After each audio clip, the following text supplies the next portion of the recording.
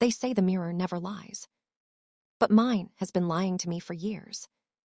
Every morning I stare at her, the woman with flawless makeup, perfect posture, and that signature smile people call radiant.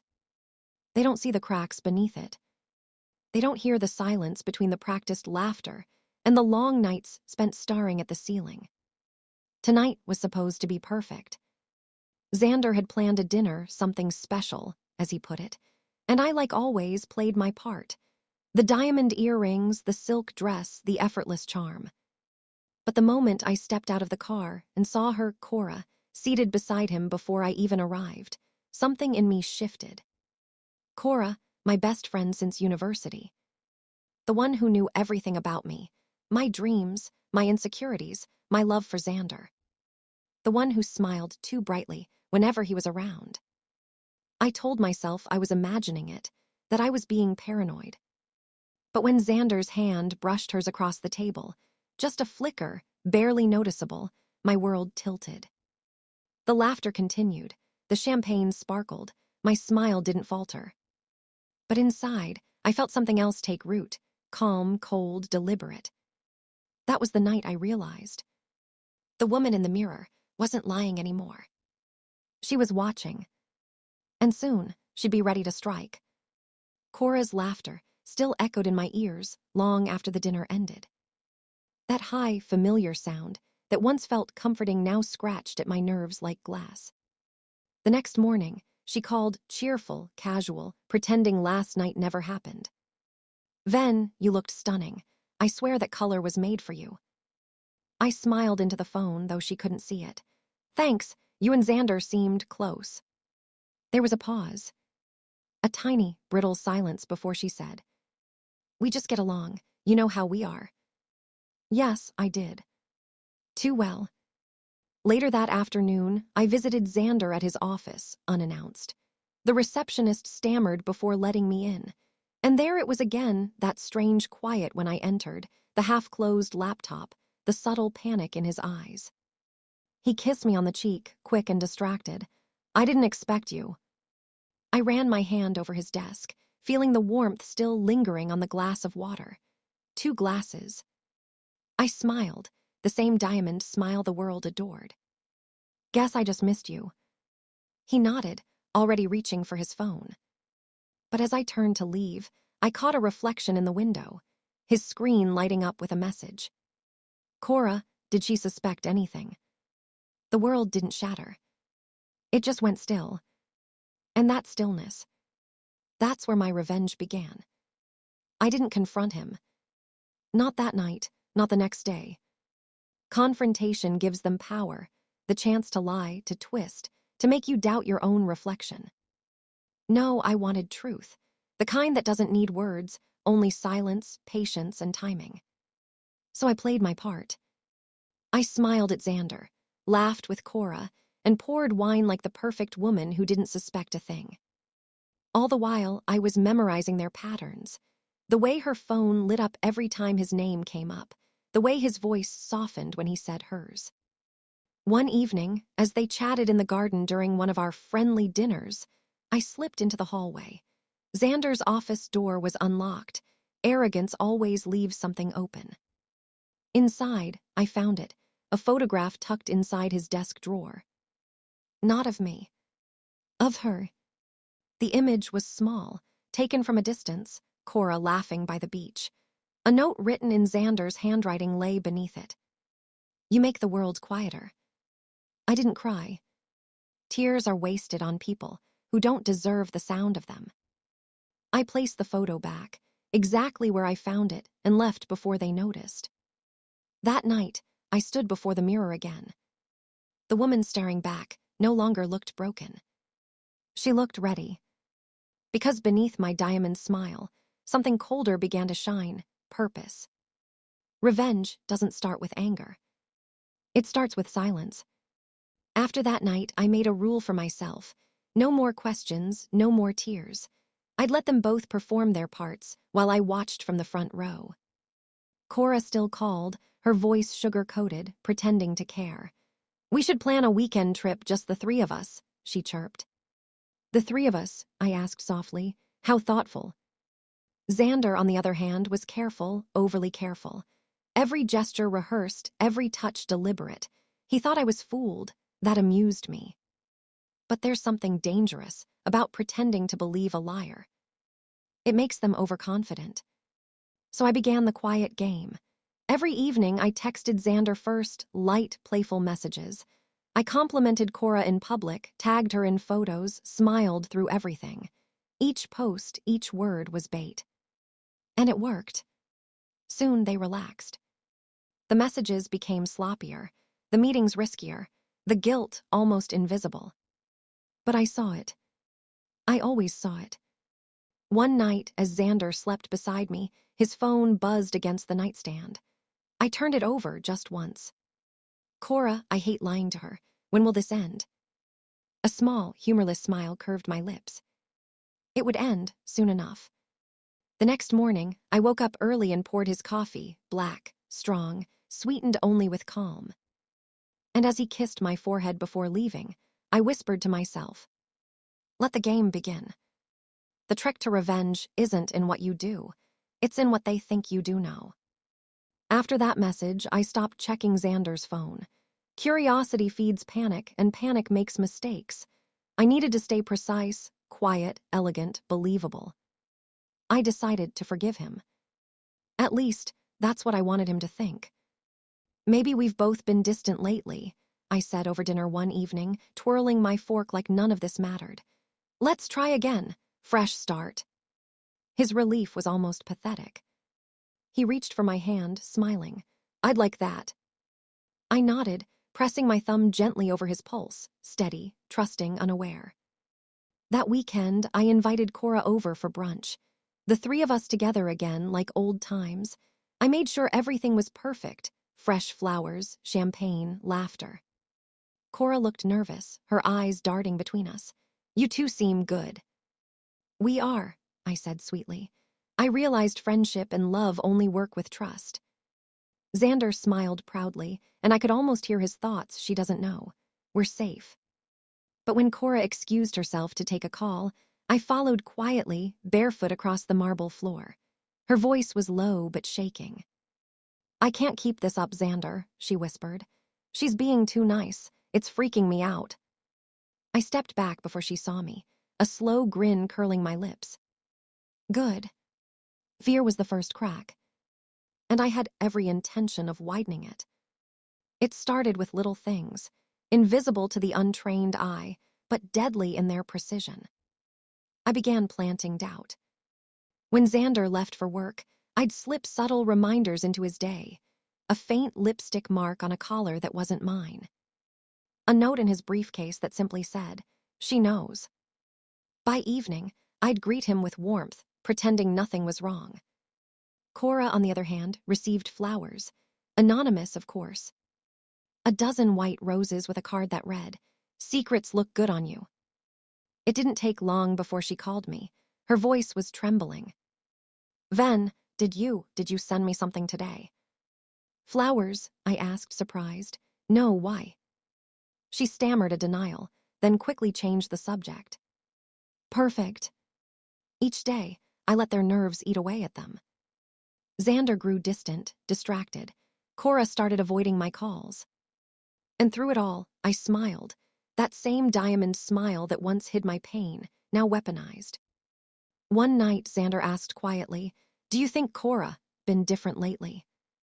I tilted my head, pretending to think. Maybe she's just tired. She's been through a lot. He nodded, uneasy. He didn't realize that what she was going through was me. The cracks were forming, spreading faster than they could hide them. And soon, the glass would shatter. Every good performance deserves an audience. And mine was about to begin. After weeks of quiet tension, I sent out invitations for a small celebration, a charity dinner at our home. Nothing extravagant, just close friends. Of course, both Cora and Xander were on the guest list. When Cora received hers, she hesitated. Venus, are you sure you want me there? Things have been weird. I laughed lightly. You're my best friend, Cora. Why wouldn't I? She smiled, but I saw the flicker of guilt behind her eyes. That was the beauty of it. She wanted forgiveness she didn't deserve, and I was kind enough to offer it. Xander, meanwhile, was oddly cheerful. He liked the idea of control, the illusion that he could balance us both. He had no idea I'd taken that illusion from him weeks ago. The night of the dinner, everything shimmered, the candles, the silver, even the wine glinting like liquid jewels. I wore white, the color of purity, irony woven into silk. Guests filled the room with laughter and music. I made sure Cora was seated beside Xander.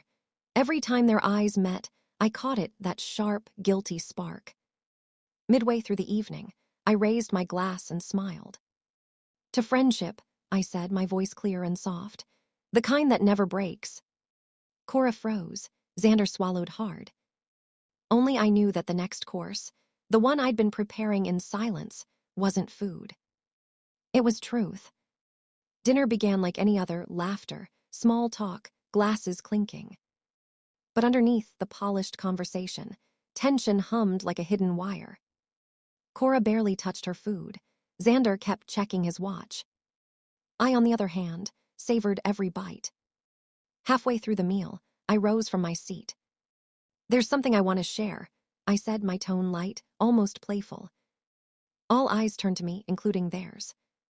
I lifted a framed photo from the side table. It was one of the three of us, taken a year ago at the beach. The day Xander had insisted on bringing Cora along, as a friend. "Funny," I murmured, tracing the frame. "Back then, I thought this picture captured loyalty. Now I see it captured something else, pretense." A few guests exchanged uneasy glances. Cora's fork slipped from her hand, clattering against the plate.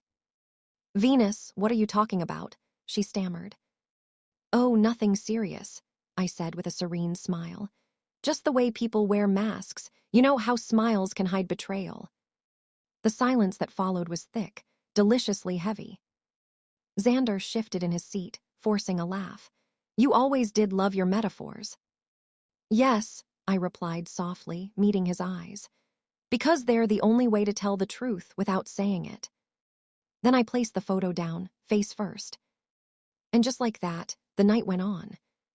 The laughter returned, weaker this time. But I had made the first cut. They just didn't know they were bleeding yet. The morning after the dinner, the house was quiet. Too quiet. Xander moved through the rooms like a man walking on glass. Every sound made him flinch, every silence worse.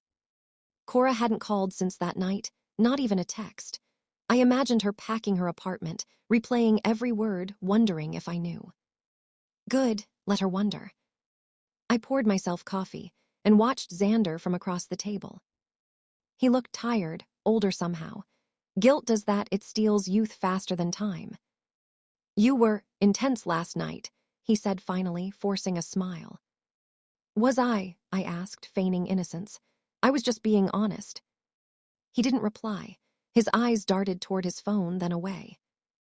That tiny movement told me everything. Later that afternoon, I sent Cora a message, short and sweet. "Me, lunch tomorrow, just us." I knew she wouldn't refuse. She needed to know how much I knew and how much I'd forgive. What she didn't know was that forgiveness was never part of my plan. That night, before bed, I looked into the mirror again. The woman staring back didn't look like me anymore. She looked calm, dangerously calm.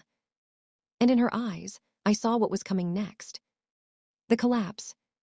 Cora arrived late. Her eyes were hidden behind oversized sunglasses, but guilt has a way of slipping through even the darkest lenses. "Sorry, traffic," she said, sitting down too quickly. I smiled. "You look nervous. Relax, it's just lunch." We ordered salads. She picked at hers, fingers trembling around the fork. I let the silence stretch long enough for her to drown in it. Finally, she spoke. "Venus, about the dinner, it felt like you were implying something." I tilted my head, pretending confusion. "Implying? No, Cora, I was just talking about masks." Her throat bobbed. "Right." Then, as the waiter refilled our glasses, I leaned in. "Tell me something, does Xander still call you Sunshine when he's tired?" Her eyes widened, color draining from her face. I sipped my drink calmly. "Relax," I said softly. "You don't need to lie anymore, I already know." For a moment, she just sat there, frozen, helpless. Then she whispered, "It wasn't supposed to happen." I nodded, almost kindly. That's what they all say. When lunch ended, she tried to hug me. I let her. Her perfume lingered, the same one I'd smelled on Xander's collar weeks ago. As she walked away, I smiled. Because now she knew that I knew. And soon, so would he. That evening, I waited for Xander to come home. He walked in late, smelling faintly of expensive guilt, perfume, and excuses. "Rough day?" I asked, voice soft, harmless. He loosened his tie and sighed. "Meetings ran long." Lies roll off his tongue like second nature now. I set his plate on the table, then sat across from him. "I saw Cora today," I said casually. His fork froze midair. "Oh." "She said she misses how close we used to be." I smiled. "Don't you?" He forced a laugh, but it came out dry. "You're imagining things, Venus." I leaned back, watching him squirm. Maybe I am. But it's funny how the imagination always finds its truth. For the rest of dinner, he couldn't look at me. He talked about work, about meaningless things, anything but her. And that silence between us, it said more than his words ever could. After he went to bed, I stood by the window, watching the city lights flicker. I wasn't angry anymore. Anger burns too quickly. What I felt was colder. Sharper. Because when a man is cornered, he only has two choices: confess or crumble. And I intended to watch him do both. The easiest way to make someone confess is to make them believe they're safe. So I gave Xander safety, or at least the illusion of it. The next morning, I woke early and made his favorite breakfast: fresh coffee, eggs, toast cut neatly into halves just the way he liked. He looked at me suspiciously. "What's all this?" I smiled. "Just us starting over." He relaxed a little. That's what guilt does, it craves kindness.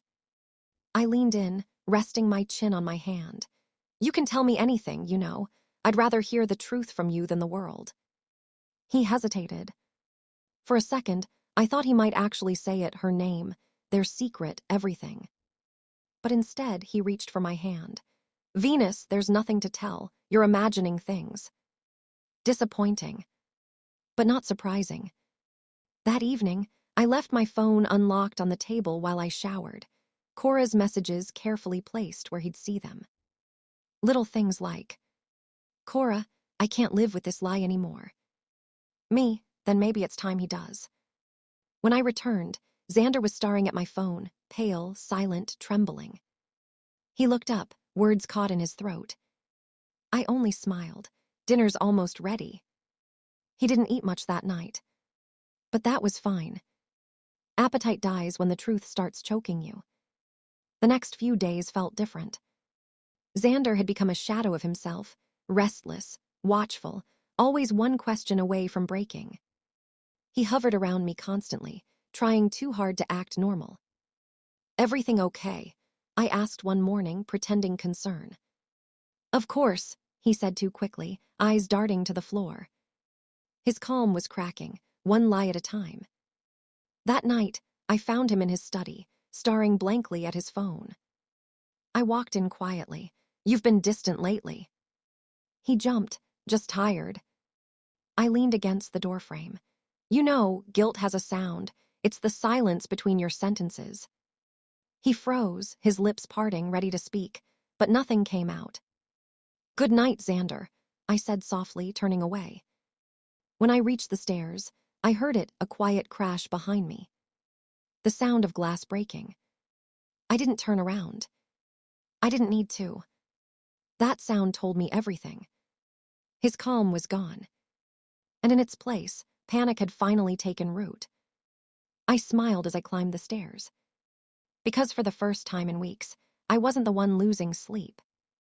Cora finally texted. "Cora, Venus, please, we need to talk." I stared at the message for a long time, then typed back slowly. "Me, not yet. He's starting to break. Let him." Then, instead of deleting the conversation, I left my phone exactly where I knew Xander would see it, unlocked, on the kitchen counter. It didn't take long.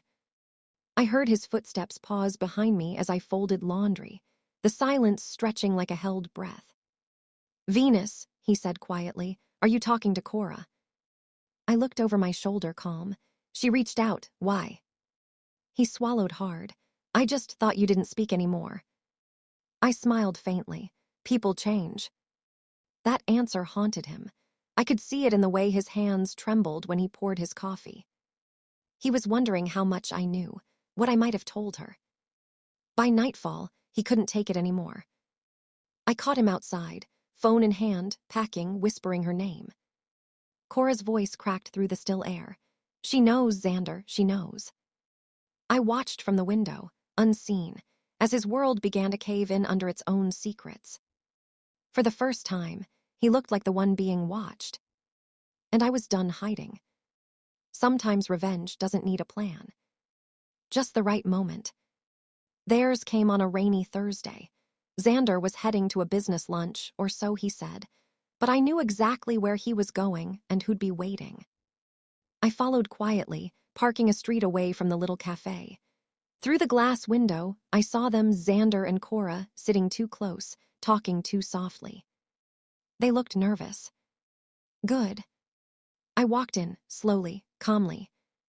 "Venus," Cora's voice cracked like glass. I smiled. "Oh, what a surprise, you two together again." Xander stammered something about work. Lies, the same recycled ones he'd fed me for months. "Work," I said sweetly, glancing at Cora's untouched coffee. "Must be stressful, all those secrets brewing." The silence that followed was sharp enough to cut air. I set my purse on the table and leaned closer. "You don't have to hide anymore," I whispered. "I've known all along." Cora's eyes filled.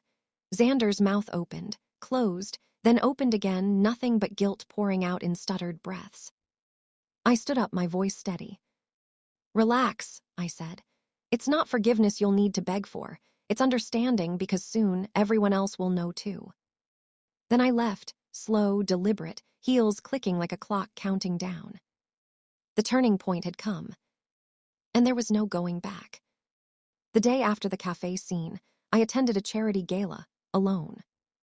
No Xander on my arm, no trace of the woman who once needed him to feel complete. Just me, dressed in white silk and calm destruction. People noticed, of course. "Where's Xander?" someone asked, half curious, half scandal hungry. I smiled. "Oh, he's occupied, you know how business gets." I didn't have to say more. The word lingered in the air, heavy with implication. Later, I made sure to speak softly to a few mutual friends, the kind who thrived on gossip. I didn't accuse. I simply sighed. "Cora, been spending so much time at Xander's office. I just hope people don't misunderstand." By morning, they misunderstood perfectly. Rumors spread like perfume, subtle, intoxicating, unstoppable. At first, Xander tried to deny it. Then he tried to control it. Both failed. By the end of the week, his phone wouldn't stop ringing. Cora stopped showing up to work. And me. I simply smiled for the cameras, every photo captioned with "the resilient wife." The same people who once envied us now pitied him. It was poetic. He built the lie, and now it was eating him alive. It happened faster than I expected. Rumors are like fire. Once lit, they don't ask for permission to burn. By Thursday, Xander showed up at home with storm clouds in his eyes. "Did you say something about me and Cora?" he demanded. I blinked slowly. "Say what?" "People at the firm are talking. They think we're—" He stopped himself, realizing the confession buried in that sentence. I tilted my head. "They think you're what, Xander?" Silence. Guilt hung between us, thick and heavy. He tried to fix it, of course. Tried to reach Cora, who by now was avoiding his calls. Their perfect little secret had turned into poison. I watched from the doorway as he left her another voicemail. His voice was breaking, begging her to talk. For the first time, I almost pitied them. Almost.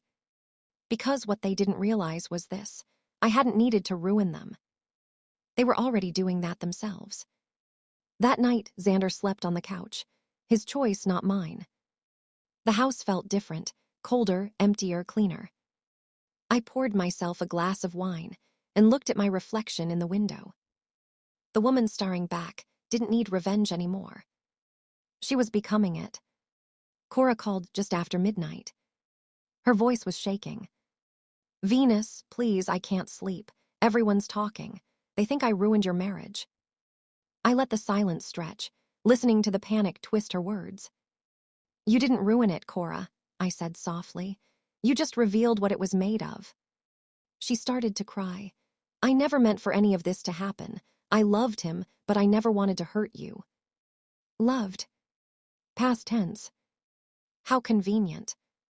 I stared at the ceiling, her voice trembling through the phone. "People are sending me messages, calling me names. Xander won't even answer anymore. Please, can we talk, face to face?" I smiled faintly. "Maybe later, you need rest." Before she could reply, I hung up. Her breakdown wasn't satisfaction. It was confirmation. That the truth, once exposed, doesn't destroy the liar. It devours them slowly. Outside, thunder rumbled in the distance. The storm was coming, fitting, really. Cora wanted forgiveness, but I had none left to give. I wasn't her friend anymore. I was her consequence. The rain came down like confession, loud, relentless, cleansing. Xander showed up at my door, soaked to the bone. "Venus, please, we need to talk." He looked smaller somehow, stripped of that arrogance that once filled every room he entered. I opened the door, just enough for him to see the calm in my eyes. "There's nothing left to talk about," I said. "You and Cora already said enough." "She's losing it," he muttered. "She keeps calling, threatening to tell everyone lies about me. I never meant for this." I cut him off. "You never meant for me to find out. There's a difference." Lightning flashed, lighting up his guilt. He reached for my hand, but I stepped back. "You built your little fantasy on my silence," I said quietly. "Now that it's gone, you're terrified." He didn't reply, just stood there, drenched and broken, a man realizing too late that he'd destroyed the one person who could have saved him. The thunder rolled again as I closed the door. Outside, the storm swallowed his silhouette. Inside, I finally felt something I hadn't in months: peace. The call came the next morning. Cora's voice was hoarse, her words trembling. "Venus, I need to see you. Please, it's important." Against my better judgment, I agreed. We met at the cafe. We used to love, sunlight spilling across the table like it didn't know what we'd become. She looked wrecked, hair unbrushed, eyes red, hands trembling around a cup she didn't drink from. "I ended it with Xander," she said. "It's over." I studied her face. "You didn't come here just to tell me that." Her lips quivered. "No, I came to tell you the truth." She glanced around before leaning in. "It started before your engagement. He said he was confused that he loved us both.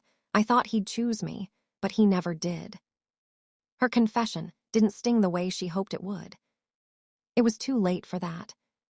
"I already knew," I said simply. She froze. You knew." I nodded, "And I've been waiting for you to admit it." Tears spilled down her cheeks. "I'm sorry, Ven. I lost everything." I stood up slowly, dropping a napkin on the table. "No, Cora, you only lost what was never yours." As I walked away, her sobs followed me out the door. For the first time, I didn't look back. Because revenge wasn't about destroying her anymore. It was about freeing myself. Xander came by again. He always did when his control started slipping.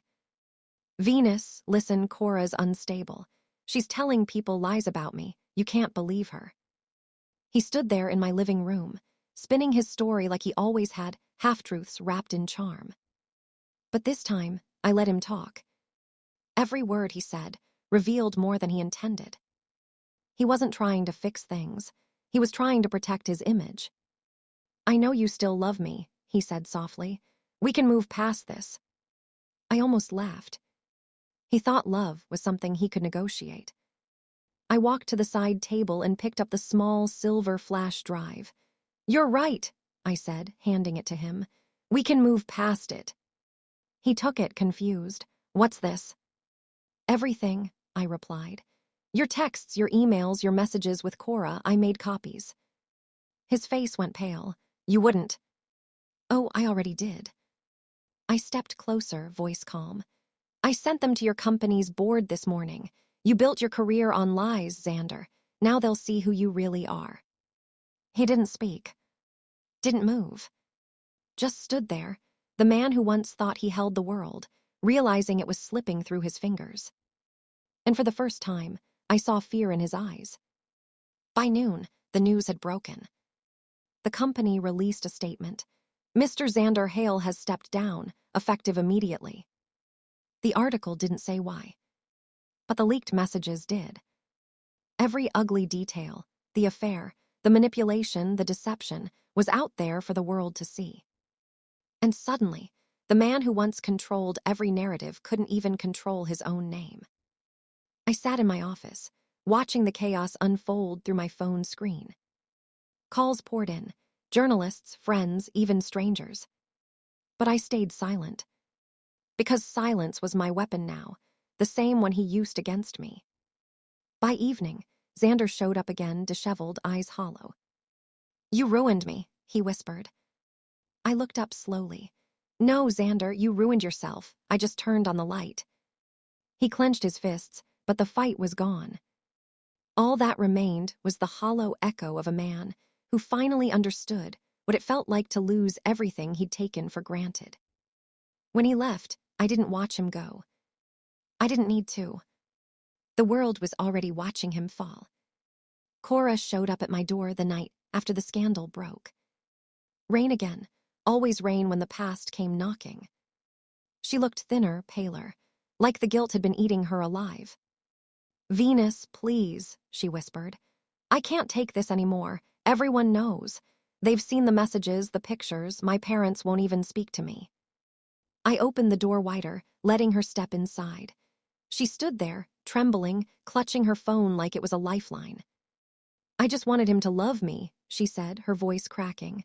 "That's all." I studied her, the woman who once called me sister, now just a reflection of what betrayal costs. "I know," I said quietly, "but love built on deceit never survives." Her tears came fast. "You hate me, don't you?" I shook my head. "No, Cora, I don't hate you anymore." For a moment, she looked relieved. Then I added softly, "I just don't care." That broke her. She collapsed into tears, and I walked away, leaving her to face what she'd created. By morning, she was gone. A note left on my doorstep read only one line. "I wish I'd been more like you."